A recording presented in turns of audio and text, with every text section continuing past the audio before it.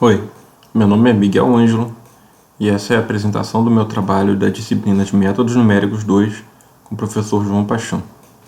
Trata-se de uma ferramenta de prova gráfica de existência do SVD. Primeiramente vou falar um pouco sobre a motivação por trás da criação dessa ferramenta de visualização da prova do SVD. Existem basicamente dois argumentos principais que consistem de auxiliar no processo de aprendizado, ajudando as pessoas no entendimento através da visualização e interatividade. E além disso, o SVD possui várias aplicações, o que aumenta significativamente o benefício em se entendê-lo. Essa aí é a primeira animação de um algoritmo para o SVD. Ela foi produzida em 1976, faz parte de um filme bem curto que fala sobre o SVD. Esse filme mostra o que está acontecendo por trás do algoritmo do SVD, mostrando uma animação sobre a matriz e as operações que são feitas sobre essa matriz, usando essa representação meio que tridimensional. À medida que o filme passa, as operações que vão sendo feitas são representadas através de cores sobre os elementos que são aplicados às operações de acordo com o algoritmo. E no final das contas, tudo que sobra são esses elementos da diagonal da matriz, no último passo em que ocorre a eliminação desses resíduos abaixo da diagonal principal. Isso serve para exemplificar como que, desde o início da computação gráfica, se utiliza desse recurso para fazer visualizações sobre algoritmos. Avançando um pouco aí no tempo, a gente tem essa série do YouTube, até por um youtuber bem famoso, Free Blue and Brown, que é a Essence of Linear Algebra. Ela é um dos grandes exemplos de que apresentações gráficas bem feitas, acompanhadas de uma explicação legal, podem ajudar muito e muita gente a entender melhor as aplicações da álgebra linear e não só isso, a entender o que está acontecendo por trás dos panos. Essa aí é uma ferramenta online que eu encontrei através dos comentários de vídeos do Free Blue and Brown, de um cara que se inspirou nas visualizações apresentadas nos vídeos e criou uma ferramenta para entender transformações lineares. Então essa ferramenta ela permite mostrar o determinante, mostrar autovetores. Essa ferramenta me ajudou bastante a entender o que são os autovetores e o que são autovalores quando eu estava aprendendo sobre isso. Uma parte da motivação, para além de ajudar no entendimento, está relacionada ao próprio objeto de estudo, o SVD, e a sua utilidade. Eu vou apresentar 3 exemplos a seguir. Em primeiro lugar, está esse exemplo que está aí na tela. Ele mostra um conjunto de dados aí nesse diagrama, um conjunto de pontos, e o SVD ele consegue achar uma orientação natural para esses dados. E essa orientação natural ela está representada no diagrama através dessas 2 setas que identificam a inclinação, mais ou menos, desse conjunto de dados. E as setas também são proporcionais a meio que a espessura do conjunto de dados.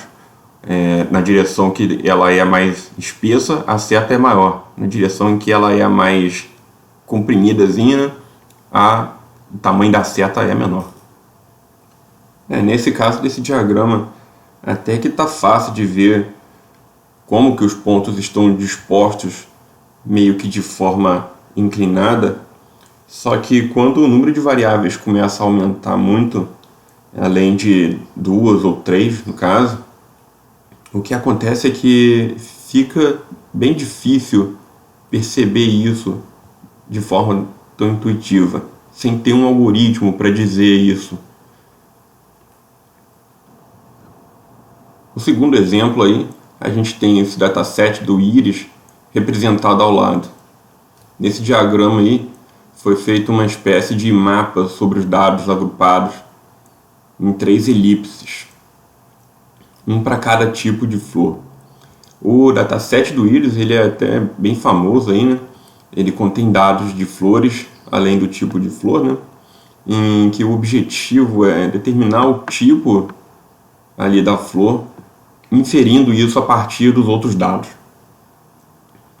Essas elipses aí são criadas usando o SVD aplicado sobre o conjunto de dados relacionado com cada tipo de flor.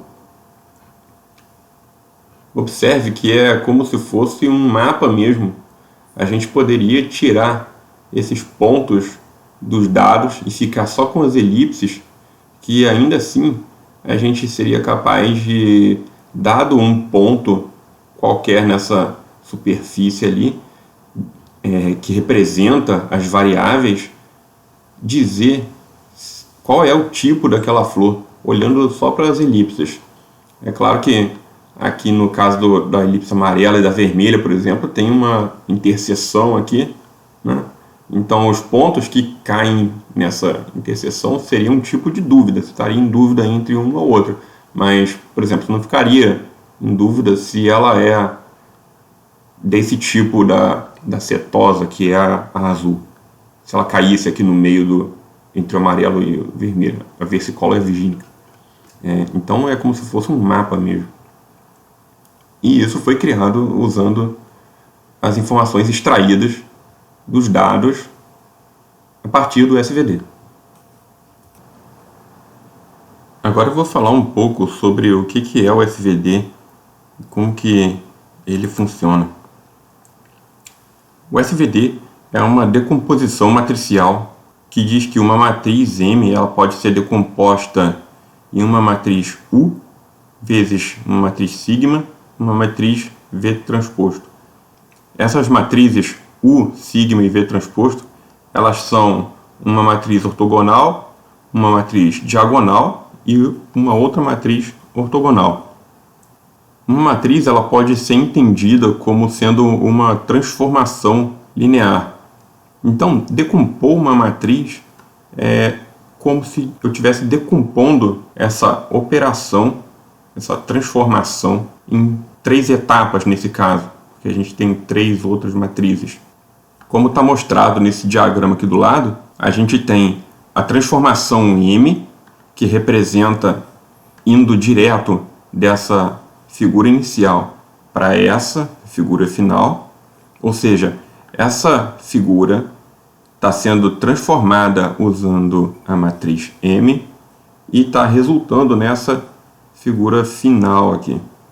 Normalmente as operações matriciais elas são aplicadas sobre vetores. No caso a gente está vendo aqui esse vetor vermelho e o vetor amarelo, que representam a base canônica da entrada. Aí a gente tem aqui na saída também a representação daqueles vetores transformados. No que eu digo que a transformação pode ser decomposta é que essa transformação M ela pode ser entendida como se fosse, segundo o SVD, uma rotação, depois uma operação de esticamento e finalmente uma outra rotação. Note que ao fazer esse caminho através dessas 3 operações, o resultado é o mesmo que se estivéssemos aplicando somente a matriz M. O interessante do SVD é que ele consegue, ao decompor essa matriz, essa transformação nesses passos em que a gente tenha primeiro essa rotação, esse esticamento e depois essa outra rotação, é que esse mundo aqui em que ocorre essa segunda operação, ele é um mundo mais simples, assim por dizer. Exatamente pelo fato de que nele a gente está enxergando essa transformação como se fosse apenas um esticamento. Ou seja, é um mundo em que ocorre uma operação bem simples e que a gente pode analisar essa transformação em vistas desse mundo mais simplificado. Então, as análises que ocorrem sobre essa parte aqui da decomposição, elas se tornam mais simplificadas e mais fáceis de serem feitos. Para destacar onde que está ocorrendo esse esticamento e essa compressão, ela ocorre aqui nesse caso dessa figura, depois da primeira rotação, né, que a gente está vendo aqui que a figura ficou rotacionada, ocorre um esticamento aqui na horizontal e uma compressão na vertical. Após isso ser feito, inclusive foram introduzidos algumas linhas aqui nessa figura, justamente para poder mostrar o tamanho do esticamento que ocorreu em cada direção e também para mostrar quais vão ser os valores que vão estar dentro dessa matriz diagonal sigma. No caso, ela vai ser composta por uma diagonal sigma 1 e sigma 2. Vão ser os valores que vão estar dentro dessa diagonal. Então, depois de fazer esse esticamento e a compressão aqui no caso, ocorre uma rotação final aqui, essa figura aqui vai ser inclinada e vai representar exatamente o mesmo resultado que se eu aplicasse somente a matriz M na entrada. E para mostrar aqui o que a gente ganha também com essa análise desse mundo transformado é que a gente consegue descobrir com esses valores aqui da diagonal uma elipse que engloba os meus dados com uma certa precisão. E ao transformar essa elipse através dessa última transformação aqui, eu consigo pegar essa elipse em volta dos dados transformados. Ou seja, essa elipse aqui que a gente viu lá nos exemplos da motivação, que a gente está conseguindo obter para criar tipo um mapa dos dados mesmo.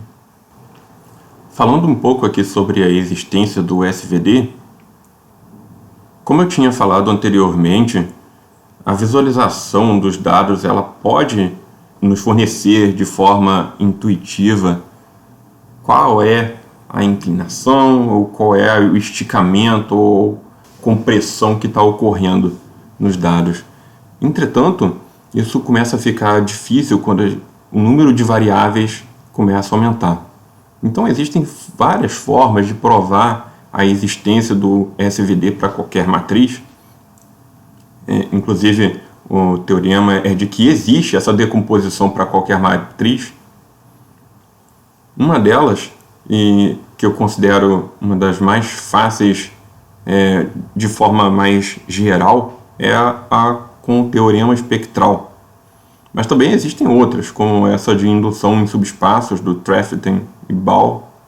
E aqui a gente vai explorar na ferramenta essa que, com transformações de vetores ortonormais, a gente consegue visualizar de forma gráfica em que momento que o SVD vai ser achado e a gente consegue perceber que o SVD sempre vai poder ser achado de alguma forma.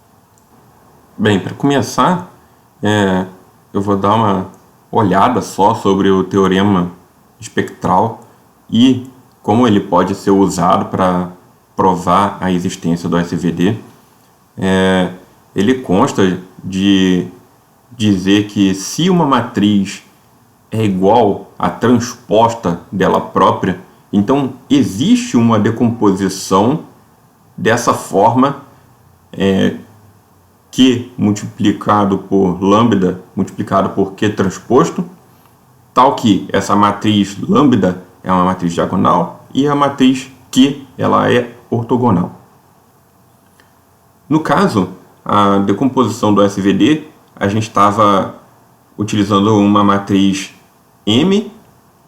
Então, cabe notar que a matriz M transposto M ela serve a essa condição do teorema espectral, assim como a matriz M vezes M transposto.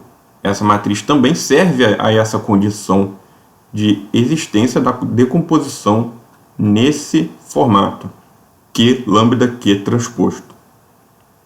A partir dessas multiplicações da matriz que a gente quer decompor, a gente consegue mostrar que se o teorema espectral é verdadeiro, então também vai existir uma decomposição do tipo que a SVD fornece, que é uma matriz ortogonal vezes uma matriz diagonal vezes uma outra matriz ortogonal que pode ser diferente da primeira.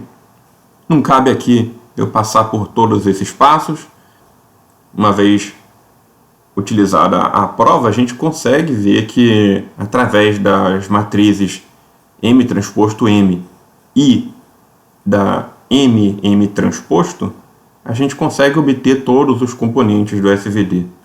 No caso, a U vai ser o Q2, o sigma, que vai ser a raiz quadrada da matriz lambda.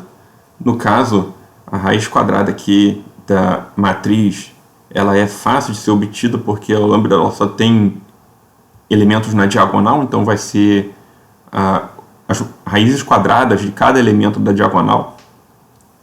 E o V transposto vai ser a matriz Q1 transposto.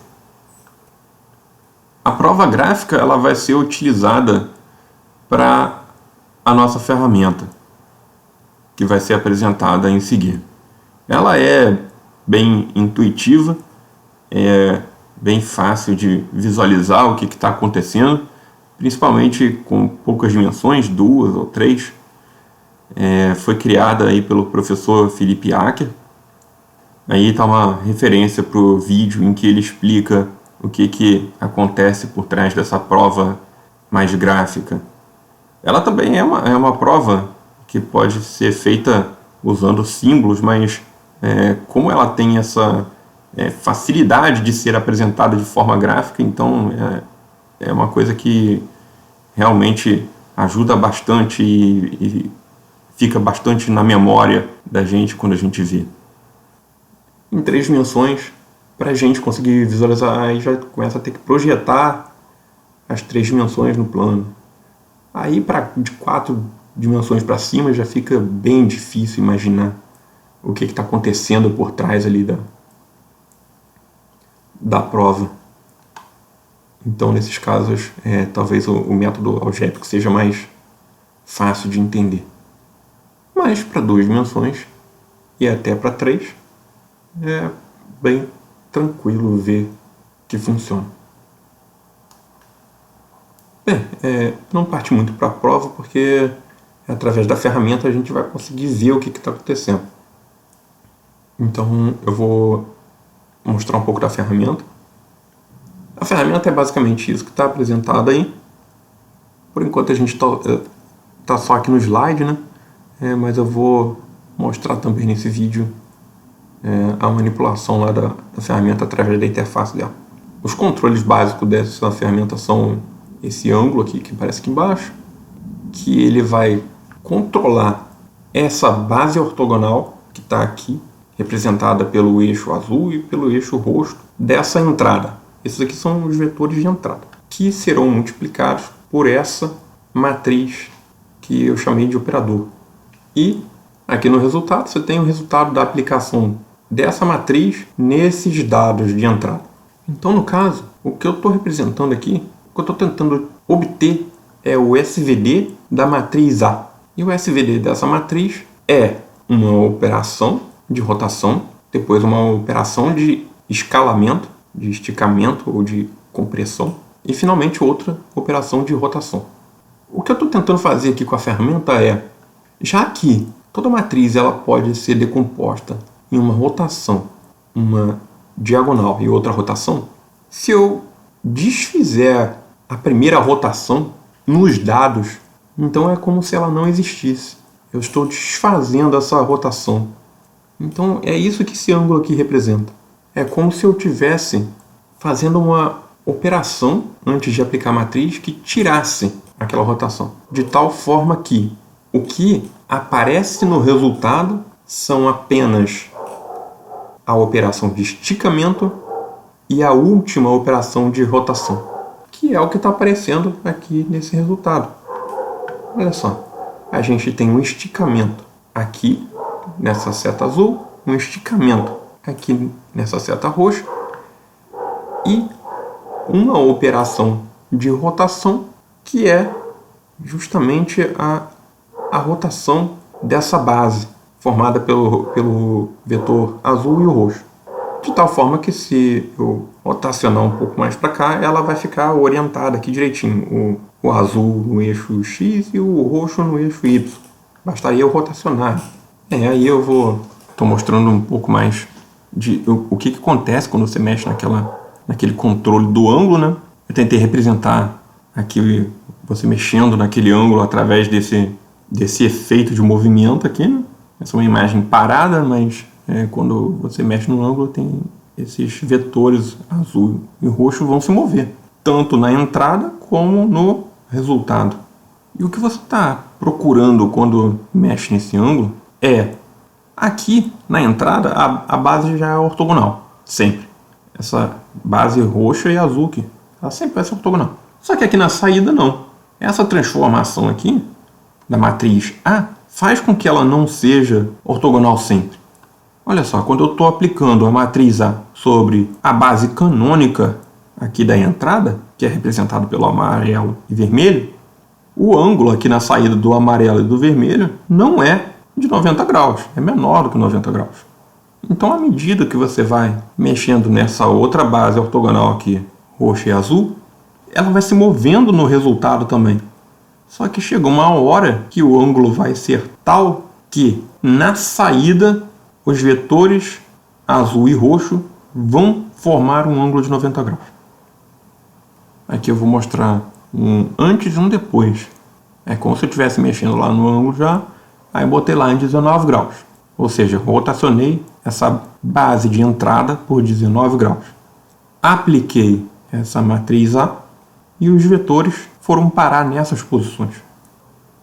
Quando eu aplico uma rotação maior sobre a entrada, o que acontece é que, olha só onde foram parar os vetores azul e roxo.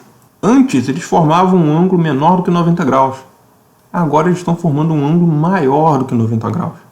Isso quer dizer que se eu for mexendo continuamente nesse ângulo de rotação, como antes o ângulo era menor do que 90, depois ele ficou maior do que 90, em algum momento aqui ele vai ter que passar pelos 90 graus. Que é justamente o que está sendo mostrado aqui. Quando chega em 47 graus, olha lá o que acontece. Aqui na entrada o vetor azul e o roxo sempre são ortogonais. Mas como a gente viu aqui na saída, nem sempre. Mas aqui nesse caso ele está ortogonal. Essa operação A aplicada sobre o vetor azul resultou nesse vetor azul.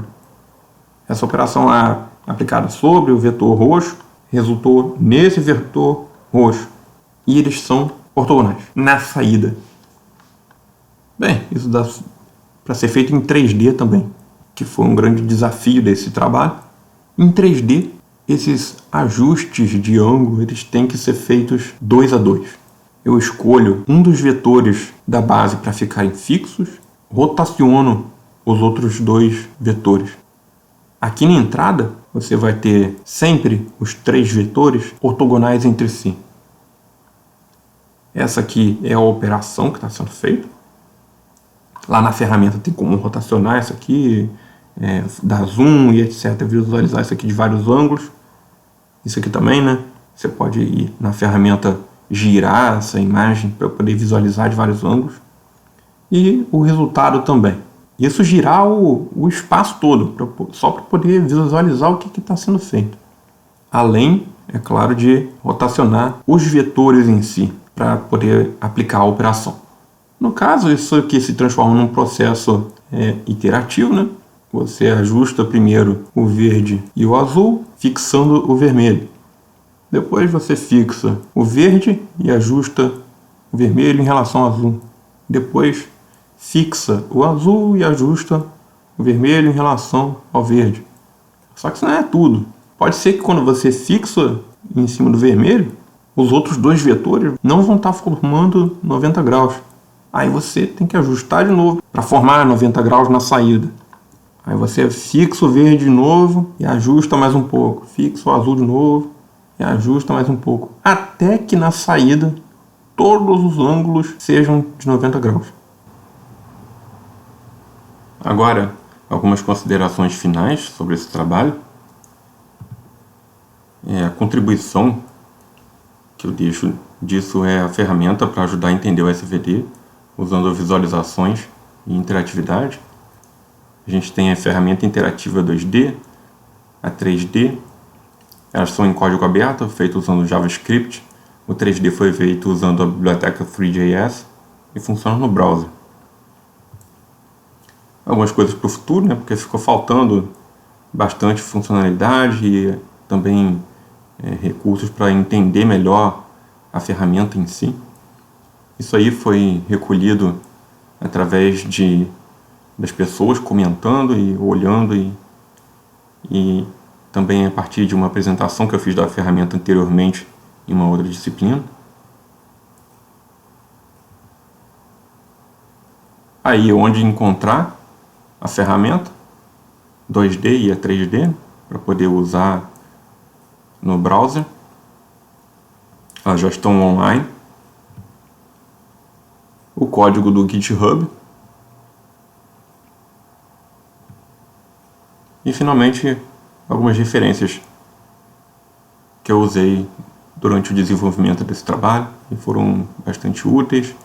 E lá no finalzinho uma experiência com SVD usando o Colab.